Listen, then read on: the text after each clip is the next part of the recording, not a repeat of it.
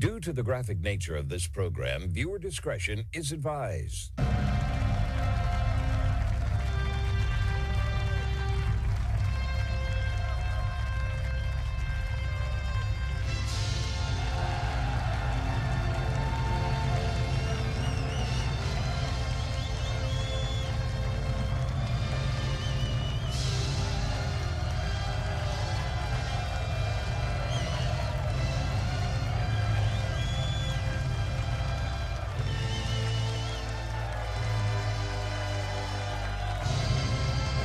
Hello, everyone. It is the Thursday, March 5th, 2026 episode of The Marco Dre Show.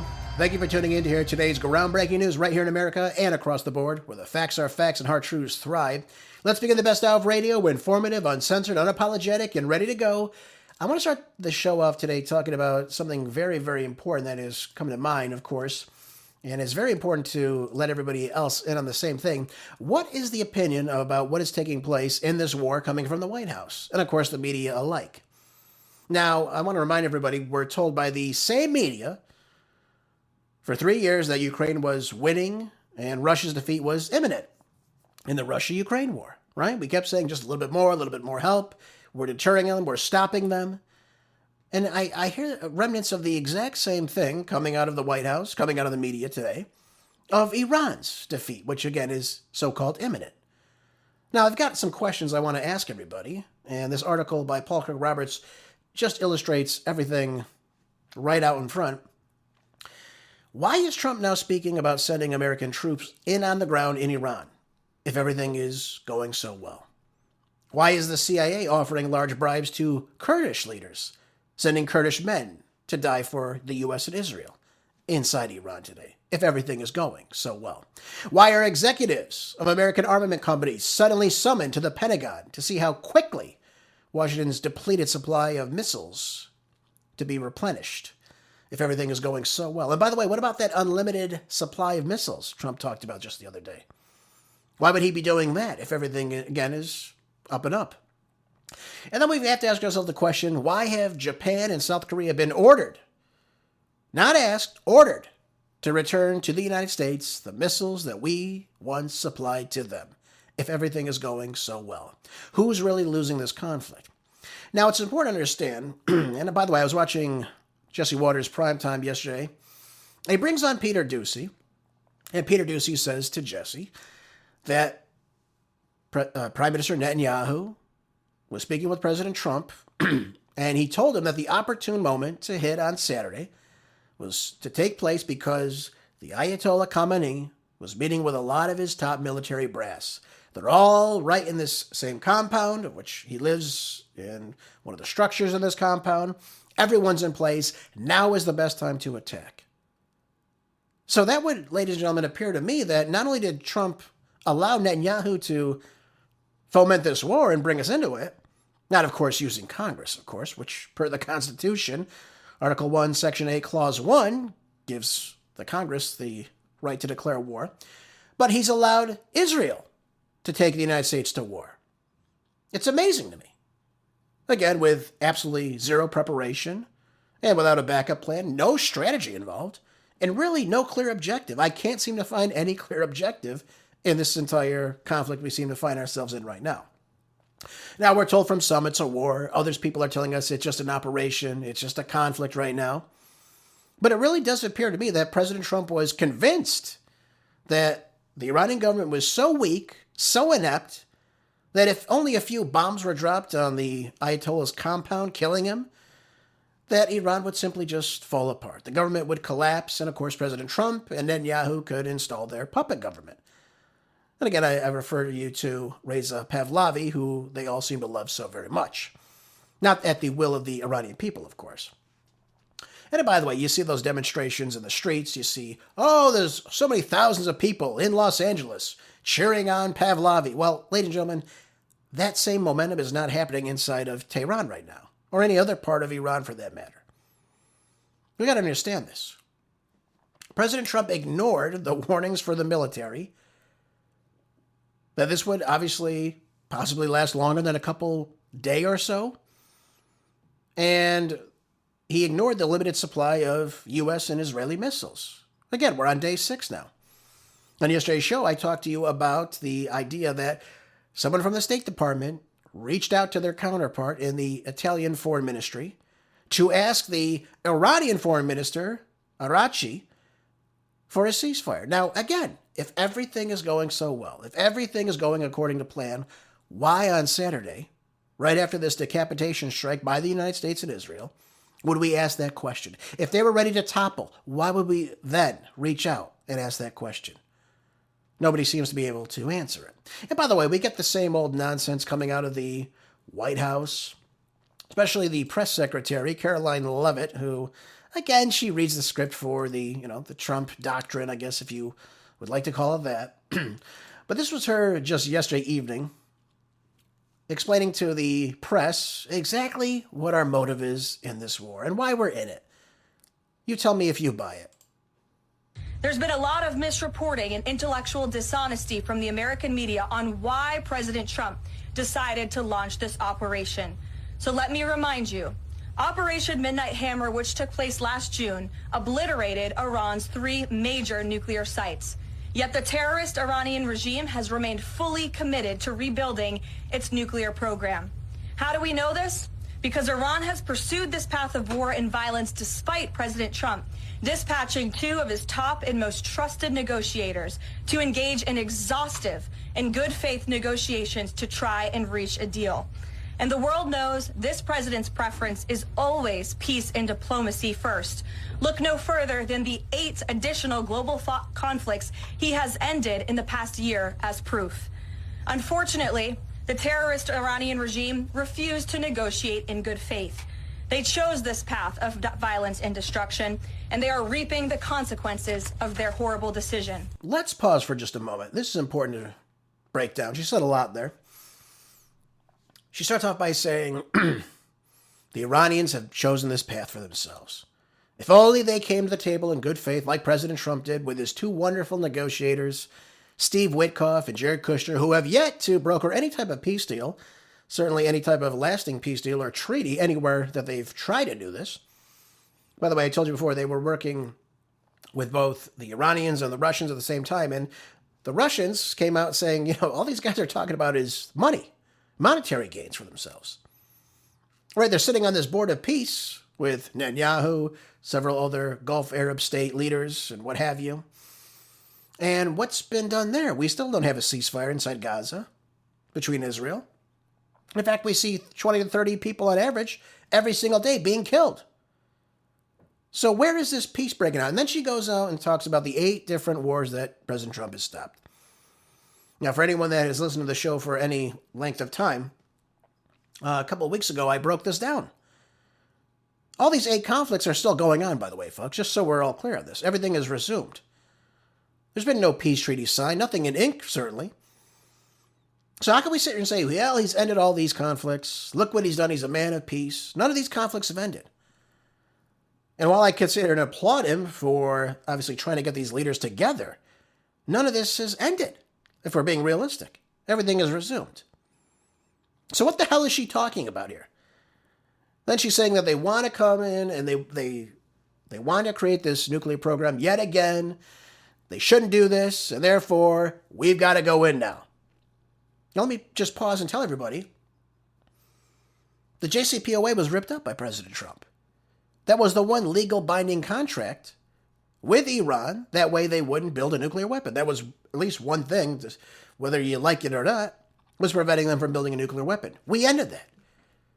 So if they want to build a nuclear weapon, as much as I don't want them to, nothing is stopping them from that, breaking any law from doing so. Let's just keep that very much in mind. And then she has the audacity to say they're the ones that really chose violence, when it's the United States and Israel that have caused this war to start. It wasn't Iran, it was them. And I want to say one more thing to add to that really quickly before we listen to the rest of it. The Trump administration, ladies and gentlemen, violated Article 37 of Additional Protocol to the Geneva Conventions, and they violated the issue of perfidy, which this article prohibits the use of perfidy in any type of armed conflict.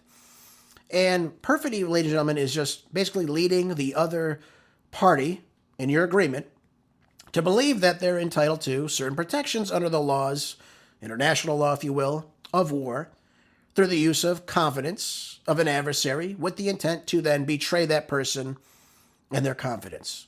So, for example, look no further than Iran and the United States. We're still in negotiations. We scheduled another round of meetings for Monday. Rubio talks about how he's heading to Israel on Monday, also focusing on Iran and, of course, the nuclear talks. The Iranians have left the meeting saying, hey, we seem to be making a little bit of progress. We're not where we want to be, but we're making progress. We're going to meet again on Monday. We'll see how things go. Even though the mediator from Oman said things seem to be going well. So if you're an Iranian, you seem to think, okay, the United States is coming to the table. We're still talking. We're still hashing this thing out. But behind the scenes, you have Donald Trump putting a very large fleet in the Arabian Sea, in the Mediterranean, and parts of the Persian Gulf. And then you have Netanyahu in the background telling him, now's the time to attack. So really, folks, we were waiting for everything to get in place. And when they saw the most opportune moment, we attacked them. There was no imminent threat. So how could she actually sit there and tell us that it was Iran that chose violence when it was really Israel and the United States? Folks, we got to call a spade, and that's exactly what this is. This is ridiculous to be spoken about in such a way, which is a complete lie. Peter Doocy essentially admitted that there was no imminent threat. Nobody could give us the imminent threat. Let's let her continue on with her wonderful story that really is void of all reality and facts. The regime did what they always have done. They lied, they delayed, they tried to string the United States of America along. They wanted to buy themselves time to continue building ballistic missiles and other deadly weaponry that could harm our U.S. personnel and troops in the region, and to continue aggressively pursuing their unacceptable nuclear ambitions. U.S. negotiators offered to lift crippling sanctions on Iran and even provide nuclear fuel to Iran at no cost to support a civil nuclear power program. They additionally had the opportunity to accept U.S. support as an investor in potential projects to develop peaceful nuclear energy together under a mutually agreed upon framework. Yet in response, Iran would have to forfeit their enrichment capacity once and for all. But Iran rejected. They accepted none of these generous and unprecedented offers by the United States. Simply put, they refused to say yes to peace. And their refusal made clear that their number one priority was building a nuclear weapon with which to threaten the United States of America. Again, the country they have been chanting death to for nearly 5 decades. Let's pause again. Again, more lies coming out. So they chose violence because they wouldn't agree to the ultimatum that they had to stop their ballistic missile program or reduce how many stockpiles they're producing. They can no longer enrich they've got to take it down to 0%. Therefore, they've got to rely on other countries for their enrichment, for their nuclear capabilities, for medical or civilian use. And she says they were prolonging this meeting because they wanted to build a nuclear weapon. First of all, it's idiotic, number one. First of all, it's stupid. They have 2 fatwas issued since 2003, number one. The one person that was actually holding this up, the Ayatollah Ali Khamenei, issued 2 fatwas that said, listen, we're not going to build a nuclear weapon. It's against our religion. Now, you can believe that or not believe that, but that's exactly what took place. Show me any evidence that they're building a nuclear weapon. I'd love to hear it. I can't find it anywhere. So we got to understand what's taking place right now. There is simply stating on their own, with zero intelligence. Again, you can look up any IAEA report where they've gone in and inspected these nuclear sites and stated the following. They're not building a nuclear weapon. Again, there's no evidence of this whatsoever. But this is the story they're presenting the American people. And by the way, reduce the crippling sanctions. Gee, I wonder why they don't like the United States. Crippling sanctions that destroy their economy? It's amazing. She has the audacity to say these things. But this is Caroline Leavitt. Again, the script reader, that's all they are. That's all a press secretary really is in and of itself. But this is what they're putting out there. putting it out there that it was Iran's fault, they weren't coming to the table. Well, let me ask you this then. Why on earth would you schedule another round of talks on Monday if they were being unfaithful in these discussions, if they didn't think they were going anywhere? Why would Marco Rubio be going to Israel? Doesn't really make any sense, does it, ladies and gentlemen? Why would they do that? Now, she goes on in this tirade against Iran to sell this war to us and says about how they're just the number one state sponsor of terrorism, right? They're the terrorist regime, right? Well, unfortunately for her, and many other people that, again, describe Iran in this manner, never read the CIA report that was published not too long ago, by the way. But they concluded that since 2000, over 80% of all the terrorist attacks in the world come from Sunni Muslim groups. Oh, well, the Iranians are Shia Muslim groups. Okay. But that would be like ISIS, Al-Qaeda, the Taliban, other factions of that manner that work side by side with them. So over 80% of the overall terror that has existed for 26 years comes from Sunni Muslim groups, not from Iran. But again, this is what you're fed. Number one state sponsor of terror. Number one state sponsor of terror. Number one state sponsor of terror. They say it over and over again, as if to convince themselves. But you hear that time and time again, and then you eat it up, of course, and you say, oh, yeah, Iran, terrorism, right. That's all they do is terrorism. That's all they do. That's all they fund is terrorism. Nothing else. And by the way, let me just be very, very clear. Since 1979, the United States, in some form or another, with proxies, we funded Iraq and the Iraq-Iran war, by the way, gave Saddam chemical weapons that he used against, I believe it was 100,000 people. 100,000 casualties were conflicted with this. And we killed up to, again, with the form of proxies, 300 to 500,000 Iranians. Killing 300 to 500,000 Iranians, chemical weapons, crippling sanctions. Gee, I can't imagine why they would hate the United States. Could you, folks? Again, these things write themselves, honestly. But this is where we are. This is where we are in this conflict. So we've got to look at all these components of this. Again, it gets so much worse when you look at where we are now. We even have the Senate now voting for this in the terms of the war powers.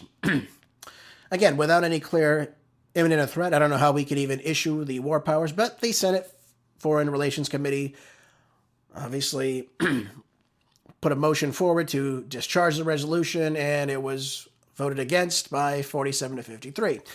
Primarily among party lines, we had Rand Paul being the one Republican dissent, and of course, John Fetterman came over with the Republicans to vote against this. So the war continues on now, but again, we're not even in any use of the War Powers Act because there was no imminent threat.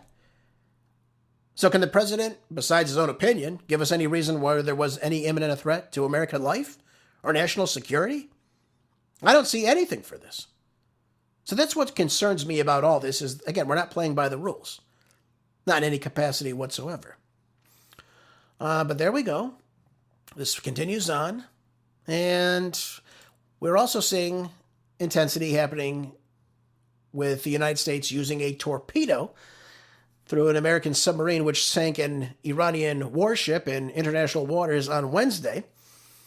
Again, to accelerate with more intense airstrikes and, of course, more mobilization of ground force troops. But one thing we're talking about now, we're talking about the airspace. I hear this constantly. In fact, Pete Hegseth came out and was talking about this, by the way, which again is very interesting to me. He says, we have total control. The two best air forces, the United States and Israel, are controlling the entirety of the skies of Iran.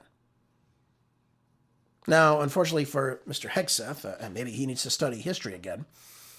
But again, he's trying to sell Operation Epic Fury. But he's trying to say that we control the airspace, so therefore, the Iranian military is just doomed, right? We've got the Kurds coming in. They're doomed. We control the skies. And, ladies and gentlemen, we controlled the skies in Serbia, did we not? During 1999, during that bombing campaign? How did that turn out? Did we control the skies in Afghanistan and Iraq after 2003? How did that turn out, by the way? I mean, we've got to be realistic about what we're talking about here. Just because, and by the way, we controlled the skies in Yemen just last year.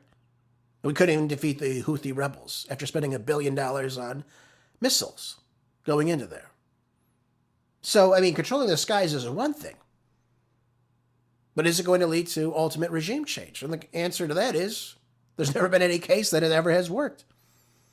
So we got to be realistic, folks, when we talk about, again, I'm not here to carry water for the Republicans, but we've got to be honest with ourselves. I mean, what is the intent? What does the regime change goal look like here?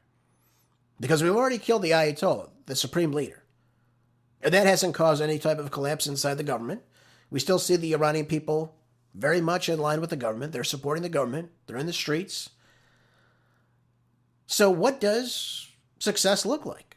What can we achieve from this? Where we could say, yes, we've accomplished our goals here. No one is giving us any type of answer for this. And now they're moving on from the 4 to 5 week to 8 weeks now. We're going to be involved in this. Well, folks, we don't have the power to do this. I'm told the Iranians have also destroyed 3 of the 11 intercept missile launchers that we have in the Middle East, and they're destroyed now. We know that they've destroyed several of our radars in the region, by the way. So nothing is making any bit of sense here. Nothing seems to be working out. And again, who are they going to get to replace the supreme leader when the entire government is still very much intact? Pahlavi? I mean, come on, folks. Who's going to buy this? You're bringing these people inside Iran together much, much closer now. More than ever before, really, is what we're seeing. We saw that with the killing of the 165 6 to 12-year-old girls. The 20 women killed in a gymnasium. And we're going to bring in the son of the Shah who hasn't lived there in 46 years? A puppeteer? And the same family that used the Savak secret military police that killed over 30,000 Iranians between 1957 and 1979? That's your answer? That's what the Iranian people can look forward to? While you bomb the country indiscriminately? I mean, nothing shouts coming to the hands of the Iranian people by blowing the country up and killing innocent civilians. But this is where we are in this conflict. And there's no shortage of ridiculousness, ladies and gentlemen, at all as a result of this. By the way, I want to talk really quickly before we move on. We got to talk about this article I have for us in CNBC. U.S. crude now tops $79 a barrel right now. Yeah. By the way, the Dow Jones was tumbling nearly 800 points as we see the oil prices surging. Yep, we see the WTI crude is now at $79.06 a barrel. And we've got Brent crude now trading at $83.87 a barrel. That's really the main marker that we look at. We're also seeing the price of natural gas go up. And obviously we can conclude the Strait of Hormuz is still very much closed. Nothing is passing through. That means all the liquid natural gas is not passing through. All the oil is not passing through. 20% of the global oil trade has been shut down, out of supply. And again, we're only on day 6. If you start seeing, for example, $100, $130, $150, $200 a barrel oil, you're going to have more than double the price of oil inside the United States. That means your gas prices are going up, ladies and gentlemen. And by the way, this is likely supposed to help Russia out. So what, we're going to help Russia out in this whole conflict, whose oil is much, much cheaper right now? I mean, these things write themselves. But before I move on, I want to say one thing. I was listening to a show this morning, and I got to kind of chuckle at this. They were saying this is 5D chess of President Trump again. The same old story we've been hearing for so long. And I'm listening in, and the host, I forget the name, says this is 5D chess. Iran ships out however many million barrels of oil per day to China, right? It's cheaper. It's on the black market. And it makes up roughly 20% of the oil imports of which they take in for daily use, right? So it's a certain percentage of that 20% that they need for their operations. They say, look at that. that's going to really hinder China's economy. They're going to have to go elsewhere. And I say, well, it's not too difficult for them to go and trade with Russia, for example, which is very close to them. It's not too difficult for them to get oil from Brazil, which again is another top producer of oil per day in the world. It's not like they can't go anywhere else, folks. It's not like Iran is the only place they can go. Now, of course, we've stifled Venezuela's oil to China, Iran's oil now, because again, the strait has been cut. But it's not impossible for Iran to also go elsewhere, right? The Silk Roads, that route, instead of going through oil tanker. So it's not like it's impossible. It might take time to do that. But to think that there's no other way for them to get Iranian oil, again, I think is completely ridiculous. I really do. That route has been taken down, of course, the Strait of Hormuz, through the Persian Gulf. All that oil is not going anywhere. So that's going to be a problem.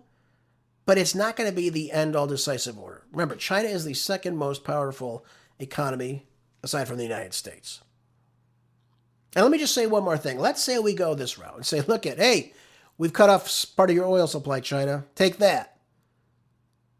Well, folks, let me remind you, moving forward, who did I say the biggest winners of AI were going to be? Number 1, China. Number 2, India. And then probably us afterwards. But what else did I tell you about the AI? Whoever is refining these rare earth mineral metals is going to lead the AI. Well, folks, we don't refine any of it. We irrigate for it, and of course we find it and collect it, and then we send it to China. And that's used for things like our batteries, think EVs, think all this technology, right, that we use. But one of the things we use this rare earth minerals for is our military weapons. So China can really say, hey, we're going to wash our hands of you. We're not we're not going to refine any of this for you. Good luck finding somebody else to do it as good as we do. Because remember, they refine over 90% of all the rare earths in the world.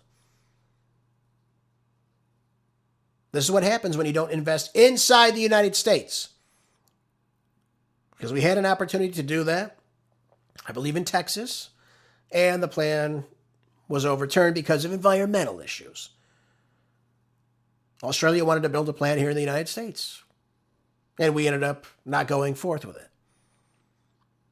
So China is all in on this. They're going to be building on this. I told you before, if people want to invest in the United States, invest in us refining rare earths, and they think, hey, you know what, the United States might pull the plug because of their environmental laws, the Green New Deal, all this other nonsense. But China, hey, China's investing in this. China's going forth with this. The United States is not going to be resilient to do this. They might shut us down. People are going to look to China to do all this refining for these rare earths, and China will then control the market. So China can really pull the plug on our military weaponry if they really wanted to. So let's not all forget about that moving forward. And let's not act like Russia cannot trade oil with them, because they certainly can. Might take longer. But right now we're seeing the price of Russian oil much, much cheaper than what we're seeing coming out of anywhere in the United States, by the way. And of course, Europe as well. Which, by the way, let me just point this one fact out to everybody. In this article I have in the Washington Times, and it talked about how Turkey, or Turkey is what they call themselves now, thought that the Iranians sent a drone over to Iran, which I think is pretty interesting. And it made me think. I was listening to Gerald Celente and Judge Andrew Napolitano yesterday, and one of the things that he said, he goes, expect some type of false flag somewhere, either in the United States or in Europe, to get this war fomenting even more. Because the United States is going to need support, especially if we really reduce our stockpiles for our weaponry, for our missile systems. And then I was reading that article in the Washington Times, and I said, there you go. Bring Turkey in on this. Have a false flag. Say, look at Iran's bombing you. Look at you. Hey, you got to come join us, NATO. Mertz is ready to come in. I mean, all the pieces are working themselves out. But if they get something where they get a NATO country involved and NATO is attacked, I mean, they could use Article 5, but I really don't think a lot of these countries, especially in Europe, are very pleased with what the United States did.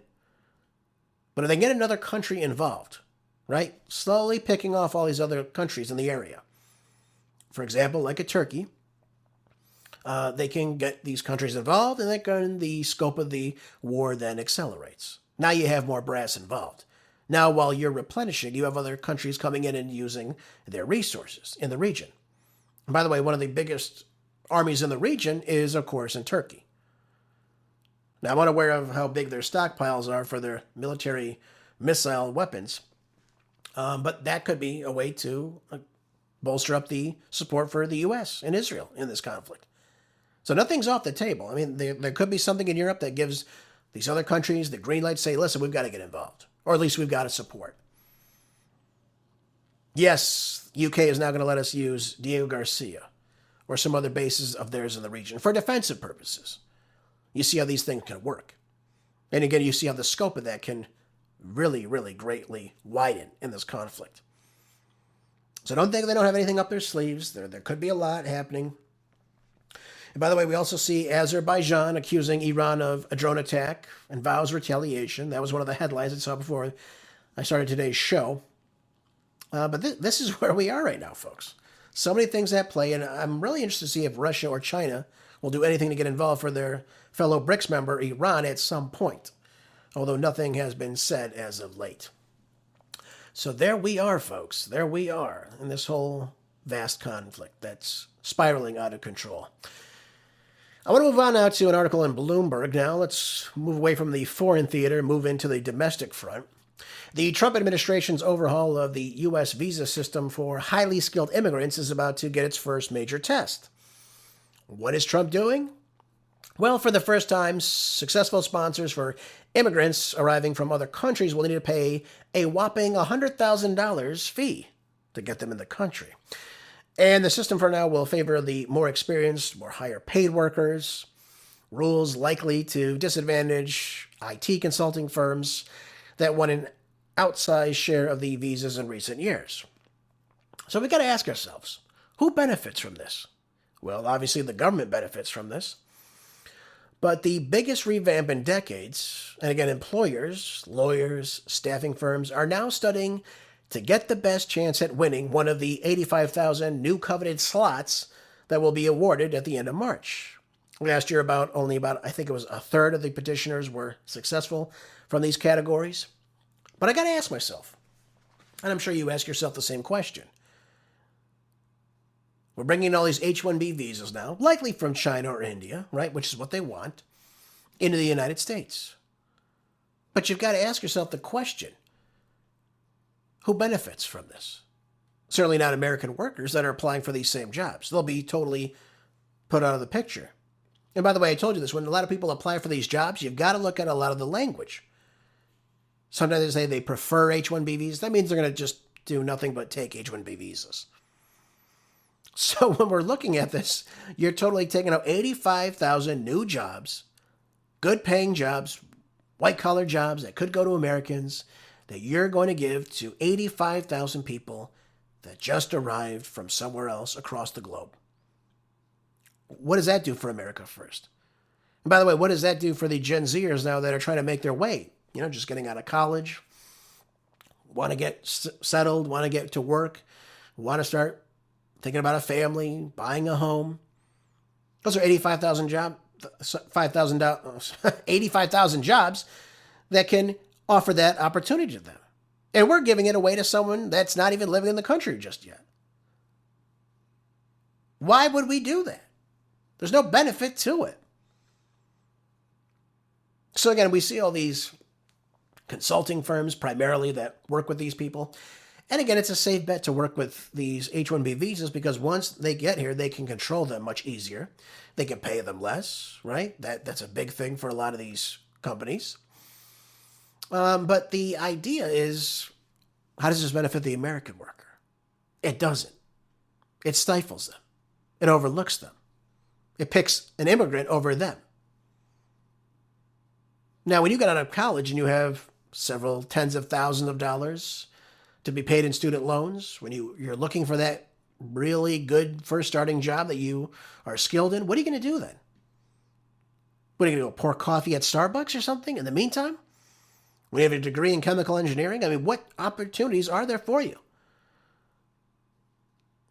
And when we're moving into the midterms and we're talking about boosting the economy, boosting up the American worker, I told you before, the Gen Z revolution is not just happening in the United States, it's happening all over. And what they're doing now is they're going to whoever speaks their language. That's why Mom Dummy was so successful in New York City with all the freebies. That's why Wilson was so successful inside Seattle. That's why you're seeing a lot of these communists sprouting up, and they're actually getting somewhere because they're saying, hey, listen, I'll freeze your rent. I'll make rent cheaper. I'll give you a free bus ride. I'll give you a free ride on the subway or whatever the hell they propose to you. And the people eat it up because, hey, at least something's free, right? Free is better than nothing in many cases. I mean, we all know that Mom Dummy is full of it, but that's the way it works. Anything is better than nothing. That's the way they see it. And if Trump does not start to really boost up the economy, which I don't think he will, based on what we're seeing with these oil prices, higher oil prices means higher prices at the store. It costs more to ship it now. Higher price at the pump means higher cost of travel. So we've got to understand what's happening here with the economy. What we're doing is not benefiting the economy, and bringing in more H-1B visas is not looking out for the next generation of Americans. So now we see some states that sought to limit their H-1B visa hirings at, for example, universities and other public institutions. But again, you've got to, I mean, like states like Florida, for example, to put a freeze hiring on H-1B visa holders. Florida's winning for the American people, but Florida's the exception, not the rule. And this is the problem we see with a lot of this. So if Trump does not, I told you before, if Trump does not start getting this economy going by March, I said, forget the midterms.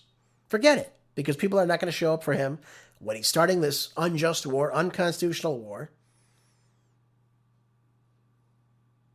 And nothing is being done for the American people. Nothing. There's no opportunity for them. They don't see anything. Nothing is viable for them. And I'm not saying you should get out of college and everything should just be handed to you. But the opportunities need to be there for those people.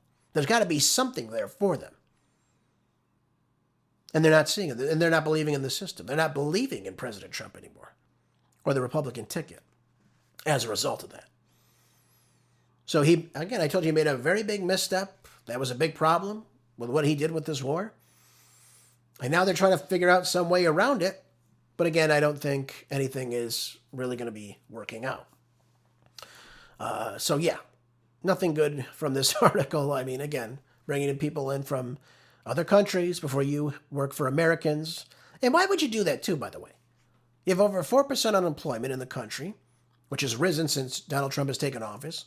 We lost 1.1 million jobs last year. So we got to ask ourselves, why would we start bringing in talent from outside? We have so much inside the country we can utilize. That's what you have to ask yourselves. Now, it's nice you get a $100,000 fee on bringing in these people from your firm. You pay that to the government. So the government works out, but what does that do for the American people? And you can't turn your back on the American people. It's just not going to work for you, President Trump. Stick to the talent inside the United States. We have a lot of it. We have a lot of it. So he needs to vastly reconsider this, and good on states like Florida that are saying, you know what, we're going to limit this H-1B visa. We're going to take American jobs for American citizens first, not from abroad. I also want to talk with you, everybody, about something a little bit startling today that I saw yesterday evening. This was a gentleman named Brian McGinnis, and he's a Green Party Senate candidate. I don't know which state. But he was at the Senate Armed Services Committee meeting talking about the prospects of this war in the Middle East. And he was very vocal at this meeting, and he interrupted the meeting, and he came out, and in his uniform, he was very upset that the Marines are basically saying, let's go to war. I'll let you take a listen. Israel is the reason for this war. America does not want to fight this war for Israel. Let's go. Come on, let's go.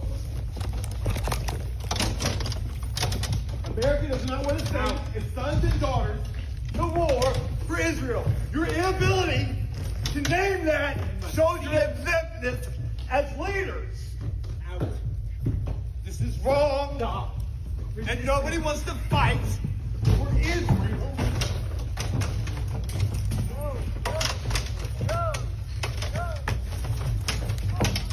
A reminder to all our Commandant, please stand up as a Marine and stand up for America.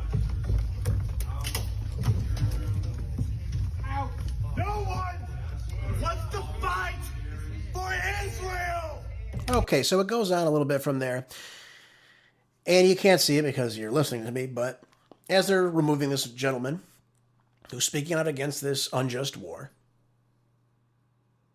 they refer to him as an unhinged protester who began fighting. Well, he wasn't fighting with anyone. They're just moving him out, and he's trying to stay in the room and make his voice be heard. But no one is bringing up the prospect that people, particularly the Marines, nobody wants this war.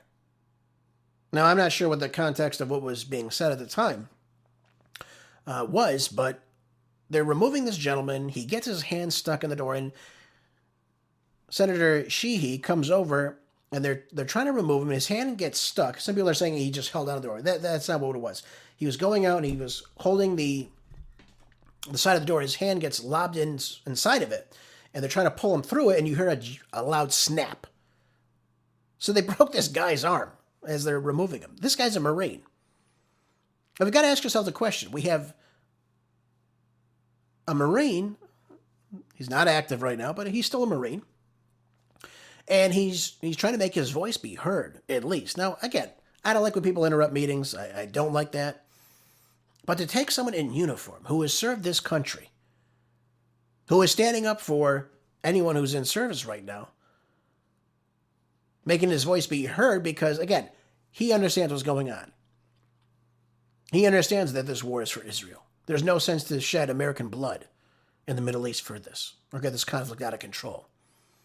And that opinion is not being heard by our upper echelon in the Marine Corps.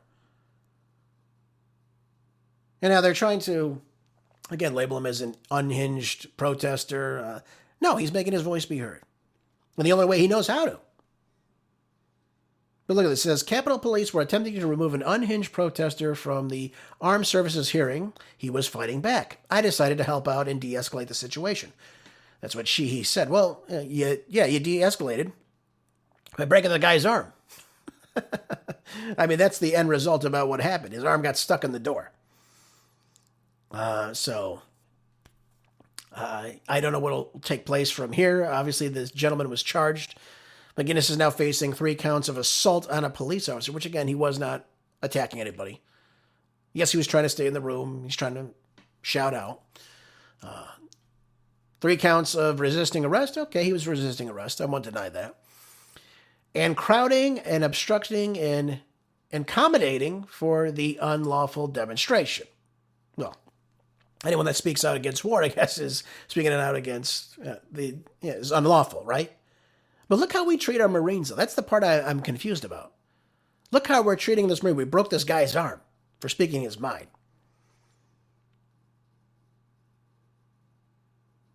I don't have anything to say about it. I mean, there's nothing more I really could say about this. It's, the unruly man speaking out against an unjust war. Why wouldn't anyone say, stop, let the man sit down. Let him speak for a second. Let's hear our compatriot, our fellow American. Let him say his word. Okay. Sir, please sit down now. Thank you for letting us know that. We take this into consideration. But that didn't happen. They ended up breaking this guy's arm. They ended up carrying him right out of there.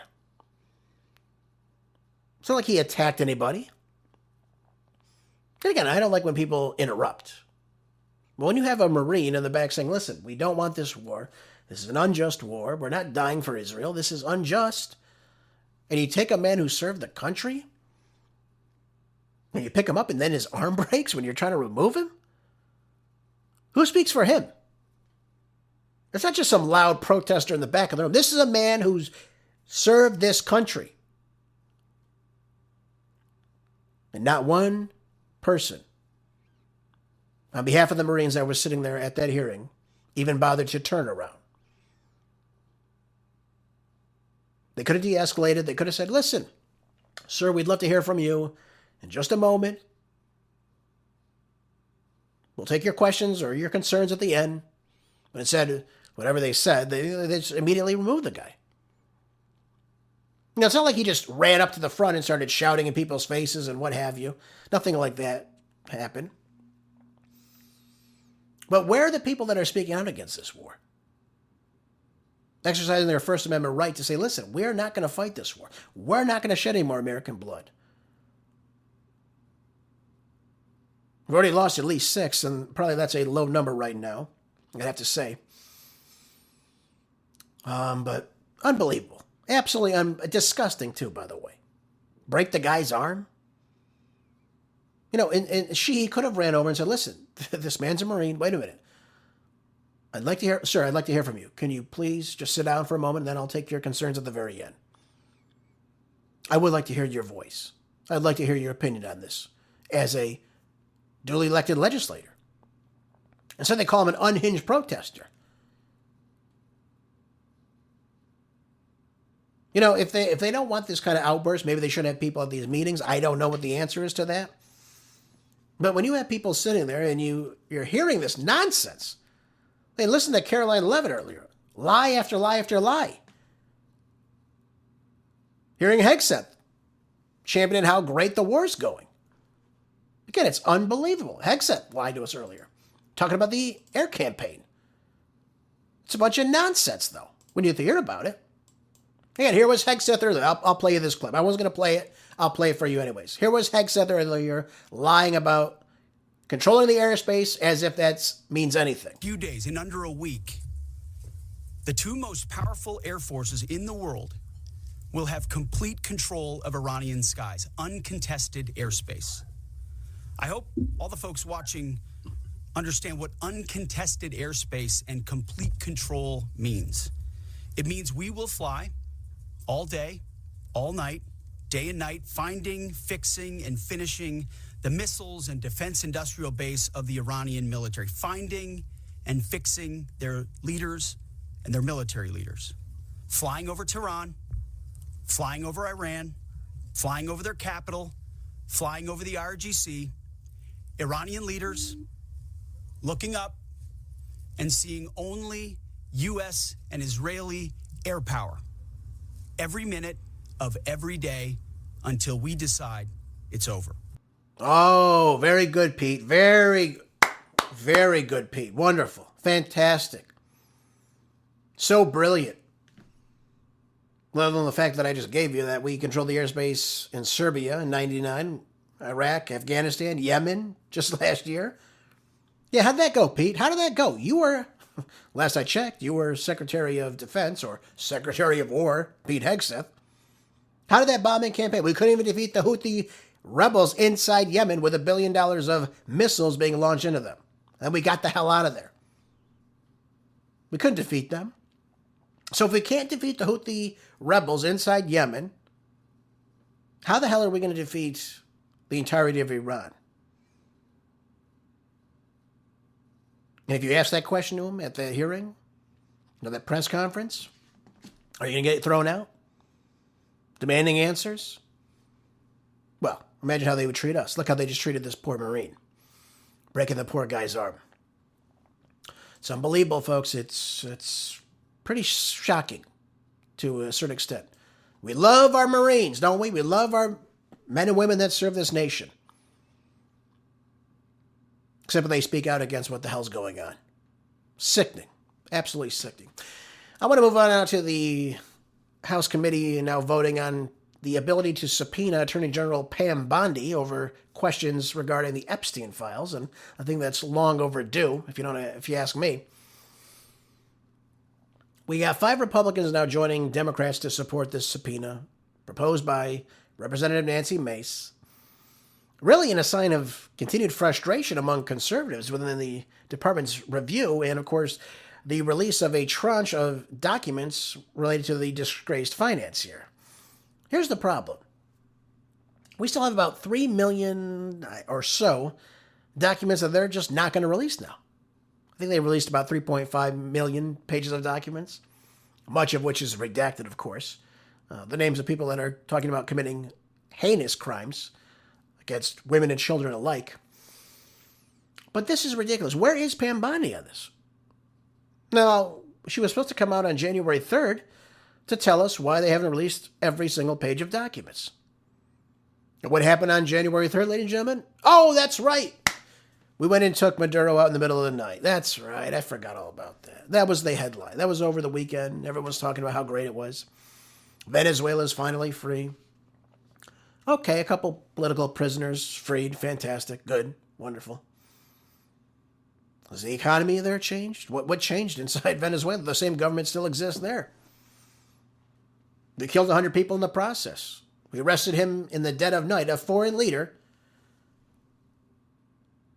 under bogus charges, of drug charges, as if he's the head of a fentanyl drug kingpin that sends fentanyl in the United States to kill Americans, when it's really Mexico. And now he rots away in an American jail, without any type of due process, too, by the way, to arrest him. Any type of extradition law was totally overlooked in that process. And now we compare Venezuela to Iran. Makes you wonder, doesn't it? But I really want to know what's going to take place with all this. I really want to know what she'll say. I mean, she's going to come in now and say, well, now that the Dow is just below 48,000, I think we can look at the Epstein files now, folks. What do you think? I don't know. Maybe. I don't know. It's unbelievable. It really is. We haven't gotten the answers to this. And the distractions that come out as a result of this. The gaslighting that comes out of the White House. Really unbelievable stuff when you think about it. Not one single person's been arrested or charged at all. The hearings we see are just people simply saying, oh, I didn't see anything. What do you think you were going to get from Bill and Hillary Clinton, for God's sakes? What, no, a deep testimony? You saw people breaking the law? It's unbelievable. Absolutely is. Again, no Epstein client list, despite the fact she told us it existed. But I think the most shocking thing is, and again, we can go look through these files and say, my God, look how disgusting this is. I mean, this person's talking about human sacrifice. This person's talking about rape. This person's talking about killing people. And yet, no one's been arrested. They can't find one person. They have access to these documents. We don't, because these names have been redacted. I mean, it's sickening. So they throw that right in your face and they say, well, we can't really do anything about this. Nothing there to see. Move along, peasant. Move along. And that's your government for you. And by the way, people are really upset about this as well. Really upset about this. And it's not shocking as to why they are. I don't think we'll get answers from this. At this point, we're not going to get the answers. By now, if there was actual accountability and anything credible about these files, in terms of the DOJ, you would have seen people get arrested by now. Now they're talking about bringing Bill Gates of hell to a hearing. In front of James Comer. Yeah, wow. What's he going to say? Oh, yeah, I'm guilty. Oh, no, I'm sorry. Well, I'm guilty of these crimes. Yeah, okay. That's how he talks. I mean, it's unbelievable. Absolutely unbelievable. But this is why people are upset with the Trump administration right now. Absolutely upset about it. And there's nothing really more to say about that. And equally disgusting, by the way, also chaired by Nancy Mace. This is NBC News. Says House kills effort to release all congressional sexual misconduct and harassment reports. And this, again, just talks clearly to us that we don't hold people accountable. It was a 357 to 65 vote as the House took place and commenced, and to refer the Mace resolution to committee. That was obviously killed. So there you go. There you go. Didn't even make it through, folks. So this would have directed the House Ethics Committee to make public all reports on allegations of congressional lawmakers and aides alike engaging in any type of sexual misconduct or harassment that goes along with it. This was shot down. 365 to 65. It says here the Ethics Committee had encouraged members to vote to refer the resolution. In the joint statement, the Republican and Democratic leaders of the committee argued it could chill victim cooperation and witness participation in ongoing and future investigations and would make it harder for a committee to investigate and eliminate sexual misconduct inside the House. Unbelievable. And this is who we elect, and this is who they represent. So I have no words for this. Why would you not want to shed more light on sexual misconduct and allegations against members of Congress? Why would you not want that to be known of your peers inside the Congress, inside the House? Now, Nancy Mace herself has spoken out about her own sexual assault and how she has survived all that. So obviously this is very, very important to her. It just seems very, very sad that nobody else gives a damn about this. Wouldn't you want to know if somebody you're working with has been charged with sexual assault?